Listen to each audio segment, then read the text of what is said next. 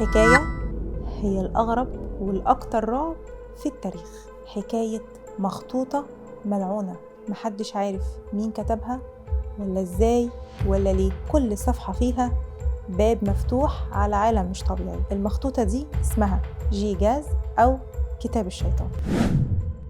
الكتاب ده فعلا موجود، مش خرافة ولا أسطورة. وزنه 75 كيلو جرام، صفحاته مش ورق عادي، ده جلد الحيوانات مسلوخة. تم سلخ أكتر من 150 حيوان عشان يتكتب الكتاب ده. هتلاقي فيه مزيج غريب من الآيات المقدسة والترانيم الدينية وتعاويذ السحر الأسود. المرعب بقى إن فيه رسم مفصل وملون للشيطان بذات نفسه، بيملى صفحة كاملة لوحده. وشه أخضر ولسانه مشقوق أحمر، عنده قرون وضوافر حتى، وقاعد بين برجين كبار كأنه حاكم أو أمير الظلام. بس مين اللي رسم الرسم ده؟ ومين اللي كتب الكتاب ده؟ ده سؤال مرعب.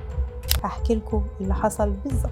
زمان كان في راهب كسر العهود المقدسة واتحكم عليه بالموت، لكن قال لهم قبل ما يموت سيبوني أكتب كتاب واحد بيجمع كل علوم البشر وهكتبه في ليلة واحدة. الراهب ما نامش، ولما وصل لنص الليل وما خلصش الا كام صفحة عرف ان نهايته قربت. عمل طقوس واستدعى الشيطان بنفسه وعمل معاه صفقة ان روحه مقابل ان الكتاب يتكتب في الليلة دي. الشيطان وافق والكتاب ظهر مكتمل بدون خطأ واحد، بخط ايد واحد من اوله لاخره، نسخة واحدة بس. علماء قالوا ان الكتاب ده عشان يتكتب محتاج 30 سنة على الأقل. المثير في الموضوع إن في 10 صفحات مقطوعة من الكتاب ده. هما بيقولوا إنها كانت صلوات سرية لاستحضار الشيطان نفسه. وكل اللي قروا الكتاب ده حسوا بحاجة مش طبيعية. في اللي حلم بكوابيس فضلت معاه طول حياته، وفي اللي مات بعد ما قرأ الكتاب بفترة قصيرة، وفي اللي اختفى خالص.